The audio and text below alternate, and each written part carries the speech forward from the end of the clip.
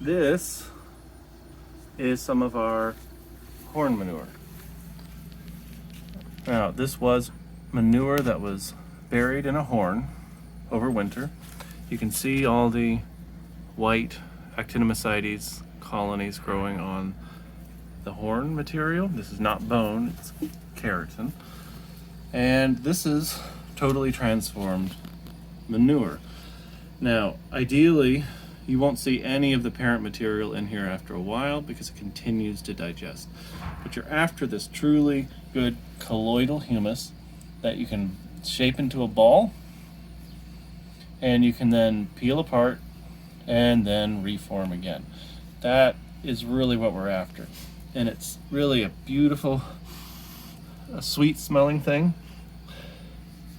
And you take, you don't really need much more than, I'd say, about this to treat your garden relative to its size. If you had an acre, I'd probably use a little more, maybe about this much. And you'd take that amount and you dissolve it in water. What I like to do is to start with a mason jar and some warm water, and I like to break it up into that and make sure that anything in it that is still solid gets broken up nicely. And I will actually let this sit for a while, probably a few hours, even in the sunlight. You can see even it's very biologically active. You can see the bubbles already forming. And I'll then shake this a bit, however you want, in order to kind of really get it broken up. And then I'll let this sit, usually, like I said, for a period of time. Once that is set, I'm going to add it to a larger bucket. And you fill the bucket about halfway, regardless of what size you're going to stir. And we take this and you pour it in.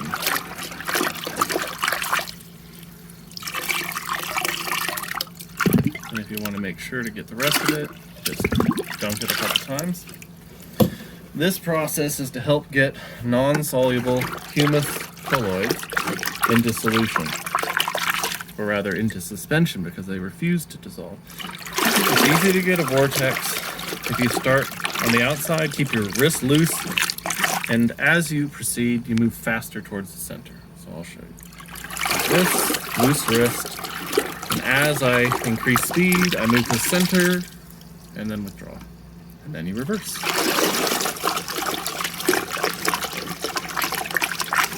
And the biodynamic recommendations is for this to be about an hour. I personally think it follows the law of diminishing returns. It means that you get probably 50% of the benefits from the first 20 minutes, 30% more in the next 20, and then 20% maybe in the last 20. If you stir it all, you're going to get considerably greater benefits. But the pre-soaking process that I mentioned in the mason jar, that is probably the smartest thing to do. It's like starting and activating your sourdough starter. It's going to perform a lot better if you've done that. Can you talk a little bit about how often we use this, what we use it for, when we use it?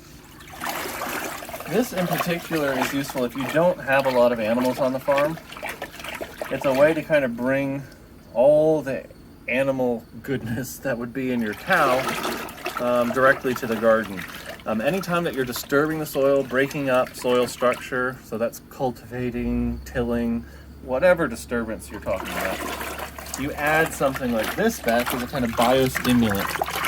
You can say it's an apology to nature, or a thank you, however you want to think about it, but simply adding a little bit of this out to the field adds an incredible amount of nourishment, concretely in terms of the vitamins and nutrients synthesized by the gut of a ruminant, and it's the bacteria that's in there. But additionally, there's just so much going on in this that you need very little to stimulate an incredibly large area. But in particular, I like to do this right before cultivation. So if you have weeds or cover crops that you're going to turn into the soil, that's a perfect time to spray and then immediately turn it under. You'll find that your cover crops digest faster and the soil improves at an accelerated rate. And we also like to use this, we'll spray it behind the rotation of our animals where they last were. So as soon as we've moved the animals off one area, we'll spray it all in that area just to kind of kickstart the fermentation process. Yeah, and you'll notice that if you're spraying out some sort of compost tea, biostimulant, or preparation like this, you're going to find that the manure doesn't smell nearly as much.